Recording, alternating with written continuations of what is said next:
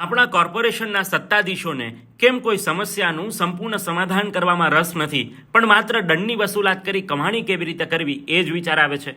આવું કેમ? તો ધ્યાનથી સાંભળો. હમણાંથી રાજકોટ કોર્પોરેશન તરફથી દરરોજ પ્રેસ નોટ આવે છે કે સોલિડ વેસ્ટ શાખા દ્વારા શહેરના ફલાણા ઝોનમાંથી પ્રતિબંધિત પ્લાસ્ટિક જપ્ત કરી દંડની વસૂલાત કરી છે. હવે મને સમજાતું નથી કે કેમ નાના દુકાનદારોને ત્યાં જ તપાસ કરો છો. જો આ પ્લાસ્ટિક પર પ્રતિબંધ છે તો જે કંપની તેનું ઉત્પાદન કરે છે તેની સામે આકરા પગલાં કેમ નથી લેવાતા અને કેમ તેનું પ્રોડક્શન બંધ નથી કરાવી શકતા, જેથી કરીને બીજી વાર આ પ્લાસ્ટિક માર્કેટમાં આવે જ નહીં અને વેપારી ખરીદે જ નહીં? સત્તાધીશોને કેમ આવો સામાન્ય વિચાર નથી આવતો એ મોટો સવાલ છે. અને હા, આ વાતનો એ પણ મતલબ નથી કે જે લોકો પ્રતિબંધિત પ્લાસ્ટિકનો ઉપયોગ કરે છે તેનો બચાવ કરવો, પણ મુદ્દો એટલો જ છે કે જળમૂળથી સમસ્યાનું સમાધાન થાય એવી નક્કર કામગીરી આ સત્તાધીશો કેમ નથી કરતા. વાત સાચી લાગે તો શેર કરી ફોલો કરવાનું ભૂલશો નહીં.